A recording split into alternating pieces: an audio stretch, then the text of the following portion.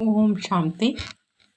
அவ்யக்த முரளி 26/4/1982. அவ்யக்த பாப்தாதா, மதுபன். இன்றைய முரளியினுடைய தலைப்பு, பாப்தாதாவின் இதய சிம்மாசனதாரி ஆவதற்கு அனைவருக்கும் சமமான அதிகாரம் இருக்கு. இன்று ஞான கங்கைகள் மற்றும் ஞான கடலினுடைய சந்திப்பு மேளா, அதாவது கொண்டாட்டம். இந்த மேளாவில் அனைத்து குழந்தைகளும் தந்தையோடு ஆன்மீக சந்திப்பை அனுபவம் செய்கிறாங்க. தந்தையும் ஆன்மீக குழந்தைகளை பார்த்து மகிழ்ச்சி அடைகிறாங்க. மேலும் குழந்தைகளும் ஆன்மீக தந்தையை சந்திச்சு மகிழ்ச்சி அடைகிறாங்க. ஏன்னா ஒவ்வொரு கல்பத்திலும் தெரிந்து கொண்ட ஆத்மாக்கள் தன்னுடைய புத்தியோகத்தின் மூலம் நானும் சென்ற கல்பத்தின் ஆத்மா, அந்த தந்தையை மீண்டும் அடைந்து விட்டேன் அப்படின்னு தெரிஞ்சிருக்கிறார்.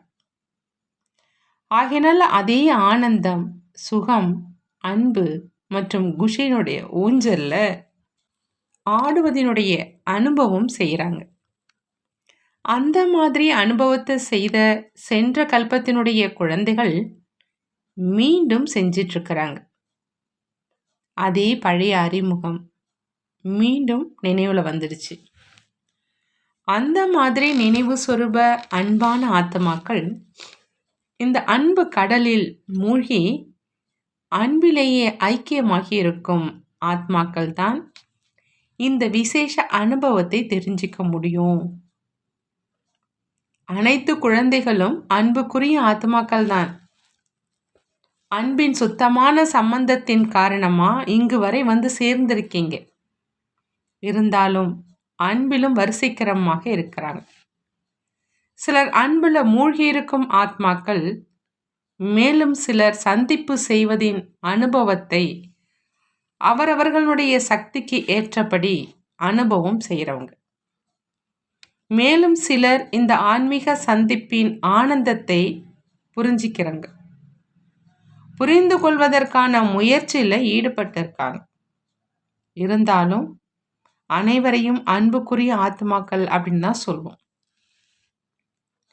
அன்பின் சம்பந்தத்தின் ஆதாரத்தில் முன்னேறி கொண்டே மூழ்கியிருக்கும் சொரூபம் வரையிலும் வந்து சேர்ந்துடுவாங்க. புரிந்து கொள்வது முடிவடைந்து மூழ்கியிருக்கும் அனுபவம் ஆகியவிடும். ஏன்னா மூழ்கக்கூடிய ஆத்மாக்கள் சமமான ஆத்மாக்கள்.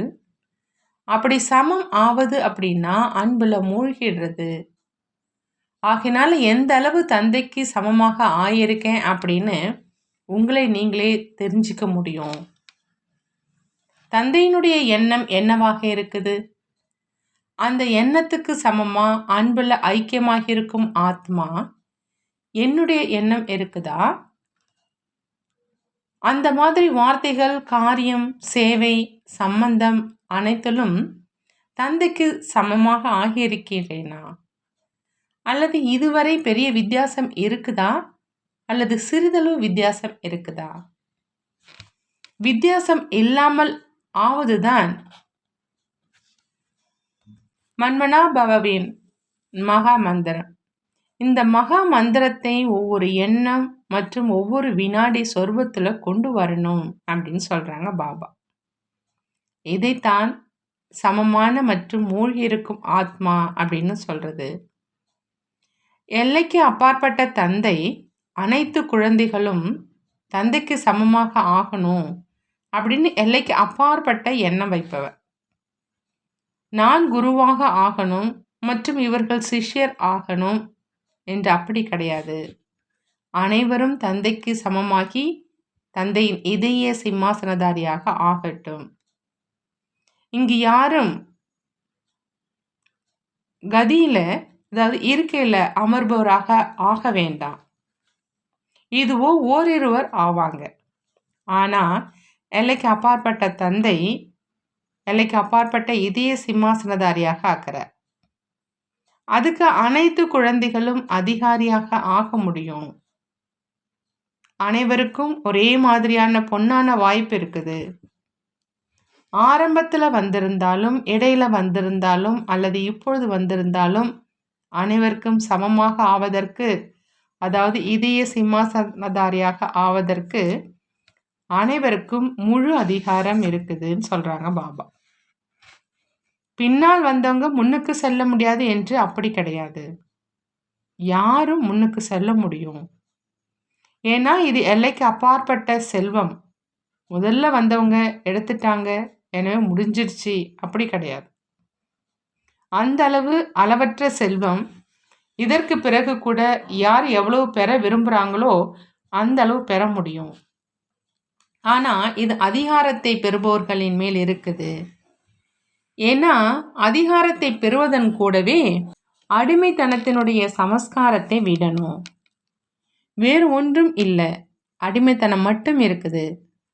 ஆனால் எப்போ விடுவதற்கான விஷயம் வருது அப்படின்னா, தன்னுடைய பலவீனத்தின் காரணமா இந்த விஷயத்தில் செய்ய முடியாமல் இருந்துடுறாங்க. பிறகு விடுபடுவது இல்லை அப்படின்னு சொல்றாங்க. சமஸ்காரம் விடுபடுறது இல்லை என்று சமஸ்காரத்தின் மீது பழி சொல்றாங்க. ஆனா அவங்களே விடுறதில்லை. ஏன்னா சைத்தன்ய சக்திசாலியானது ஆத்மாவா அல்லது சமஸ்காரமா? சமஸ்காரம் ஆத்மாவை தாரணை செய்ததா அல்லது ஆத்மா சமஸ்காரத்தை தாரணை செய்ததா?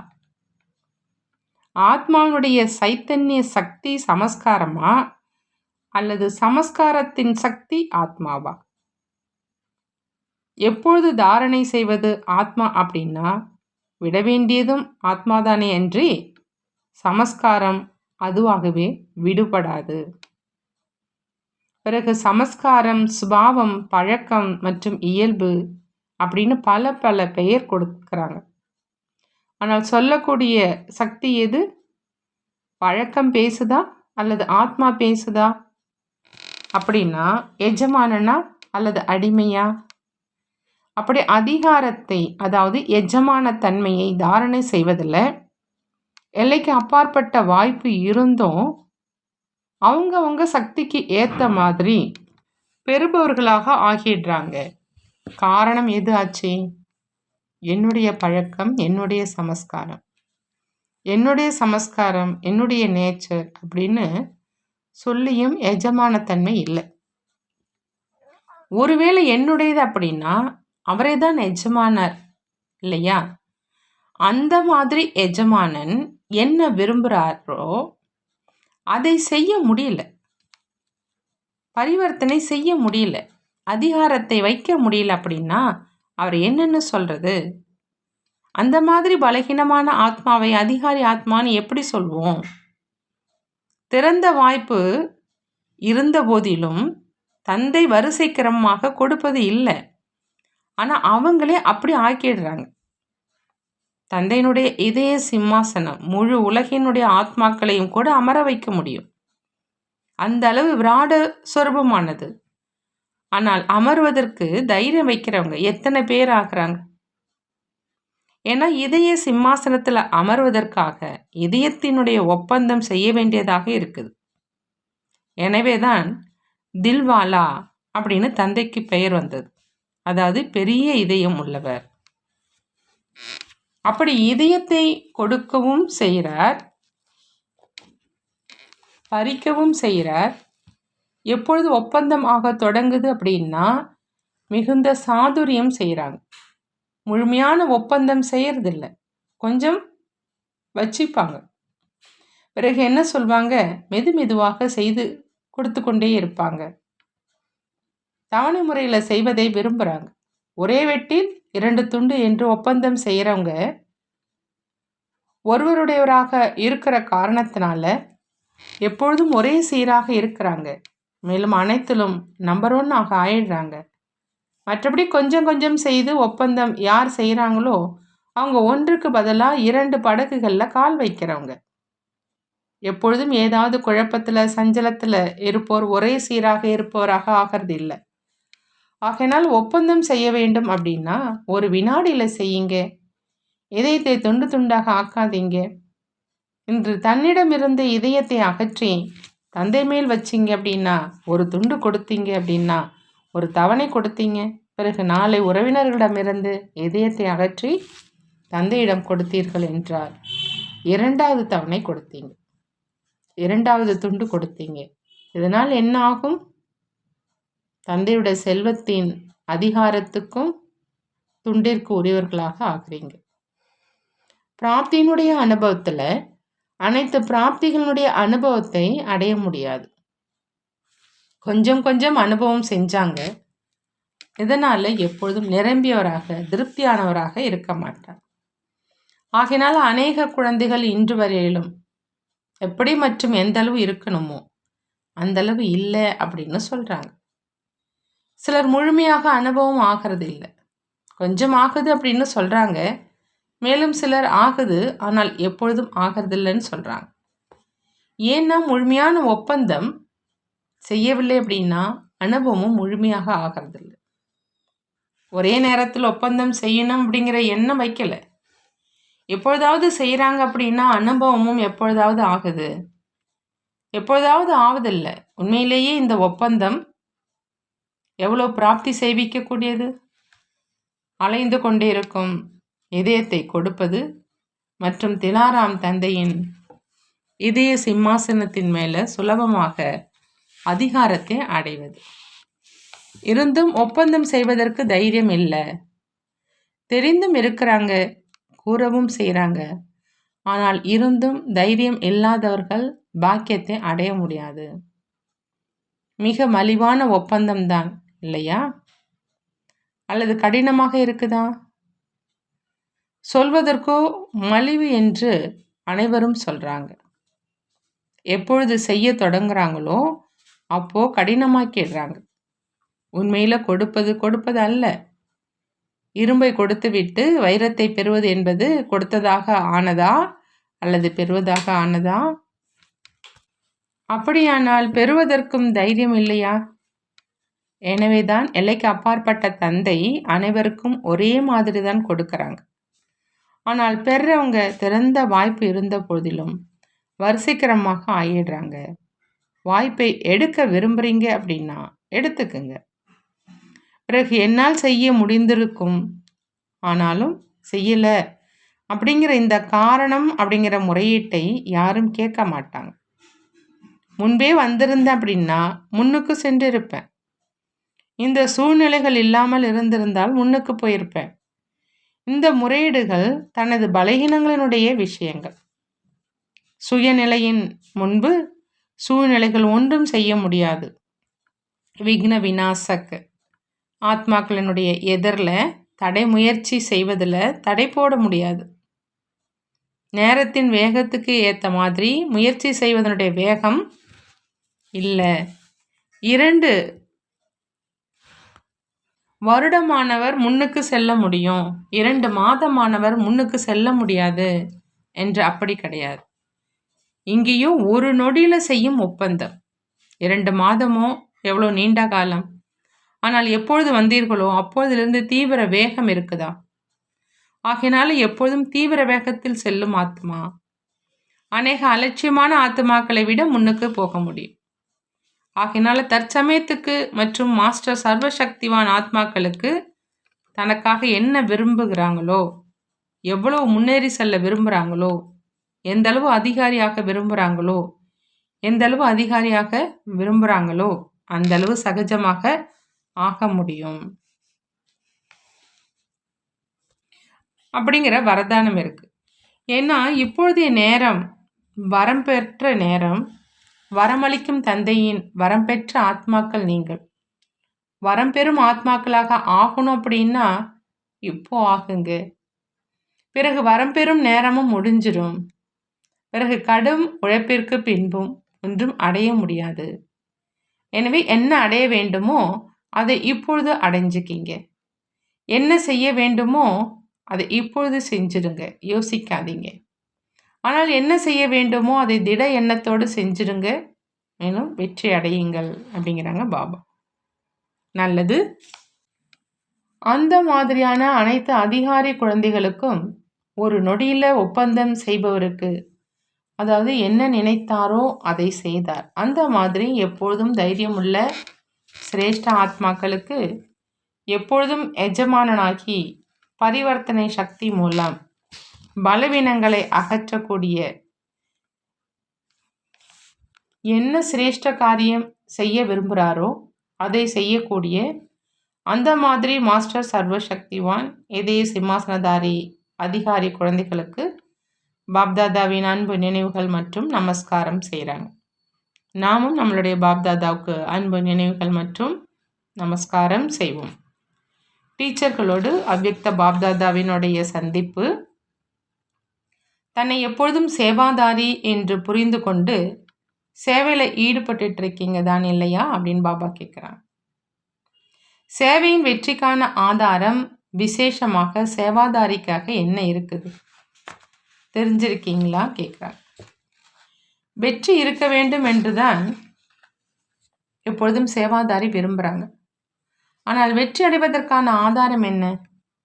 இன்றைய நாட்களில் விசேஷமாக எந்த விஷயத்தின் மேல் கவனம் இருக்கிறோம்?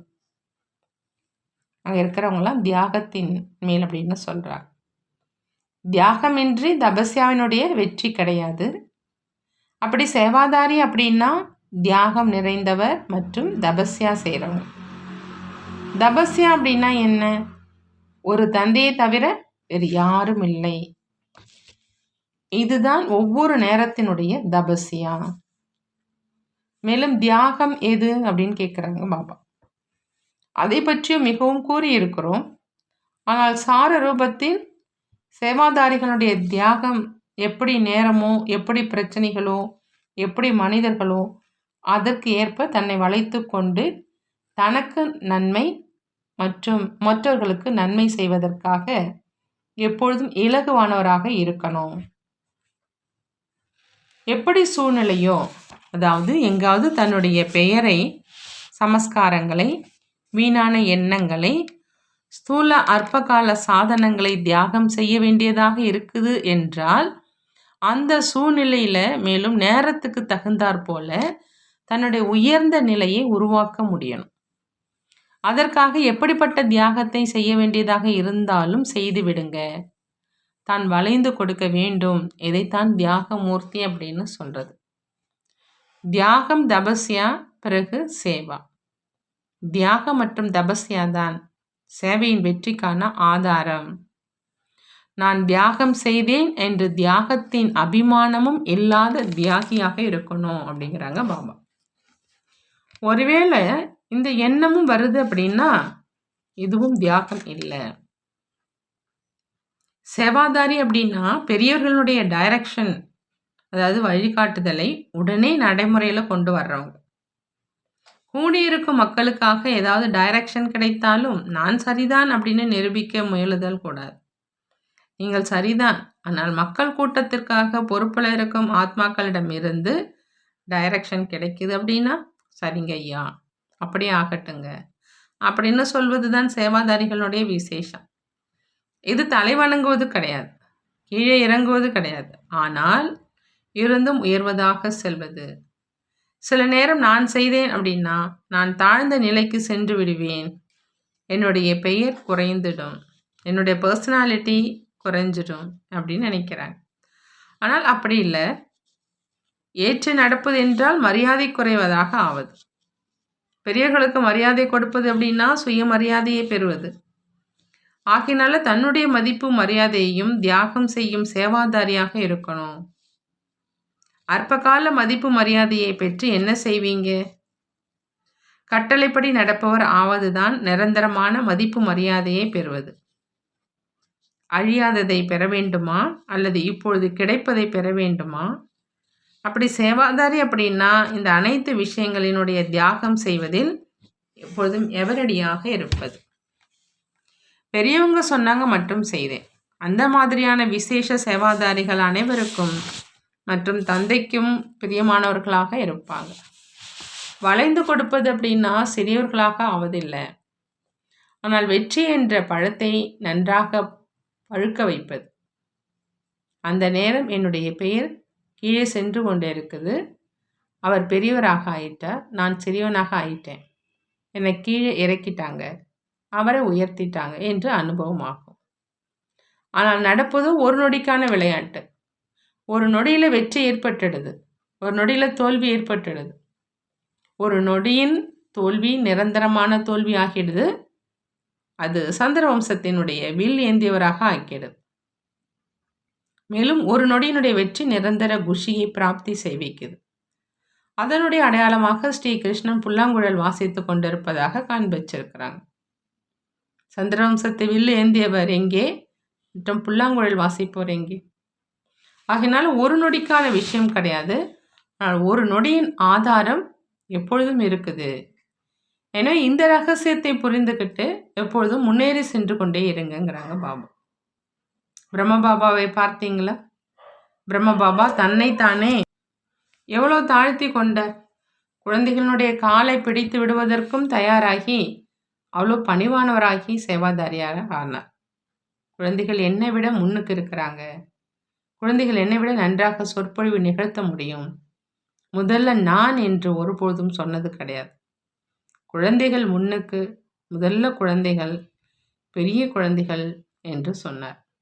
அப்படி தாழ்த்தி கொள்வது தாழ்ந்து விடுவதல்ல, உயர்ந்தது. இதைத்தான் உண்மையான நம்பர் 1 தகுதியான சேவாதாரி அப்படின்னு சொல்றது. அனைவருக்கும் லட்சியமும் அந்த மாதிரி தான் இல்லையா? குஜராத்தில் நிறைய சேவாதாரிகள் உருவாகி இருக்கிறாங்க. ஆனால் குஜராத்தினுடைய நதிகள் குஜராத்திலேயே ஓடிக்கொண்டிருக்குது. குஜராத்துக்கு மட்டும் நன்மை செய்பவராக ஆகாமல் உலகத்துக்கே நன்மை செய்பவராக ஆகுங்க அப்படிங்கிறாங்க பாபா. எப்பொழுதும் எவரடியாக இருங்க. இன்று ஏதாவது டைரக்ஷன் கிடைக்குது அப்படின்னா சரி ஐயான்னு சொல்லுங்க.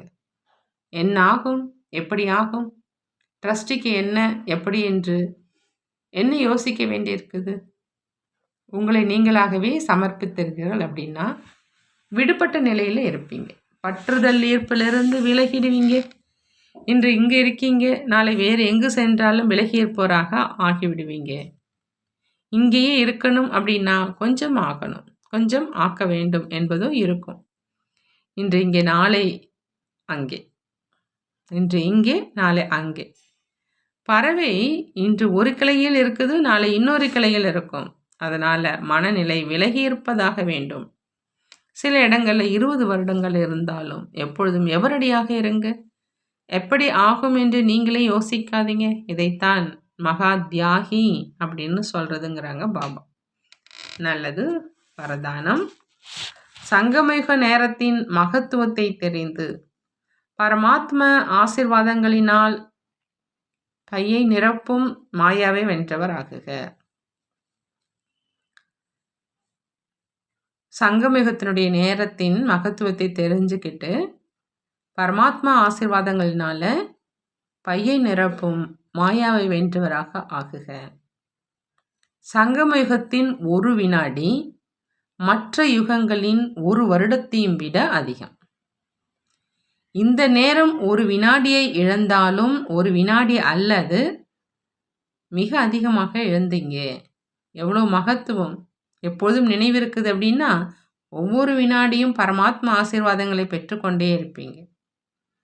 மேலும் யாருடைய பை பரமாத்மாவினுடைய ஆசீர்வாதங்கள்னால் எப்பொழுதும் நிரம்பி இருக்குதோ அவரிடம் மாயா ஒரு பொழுதும் வர முடியாது, தூரத்திலிருந்தே ஓடிடும். எனவே நேரத்தை சேமிக்கணும். இதுதான் தீவிர முயற்சி. தீவிர முயற்சியாளர் அப்படின்னா எப்பொழுதும் மாயாவை வென்றவர். ஸ்லோகன். யார் கட்டளைப்படி நடப்பவராக இருக்கிறாரோ அவர்தான் தந்தையின் மற்றும் குடும்பத்தின் ஆசீர்வாதங்களுக்கு பாத்திரமானவர். யார் கட்டளைப்படி நடப்பவராக இருக்கிறாரோ அவர்தான் தந்தையின் மற்றும் குடும்பத்தின் ஆசீர்வாதங்களுக்கு பாத்திரமானவர். நல்லது. ஓம் சாந்தி. நன்றி பாபா, நன்றி.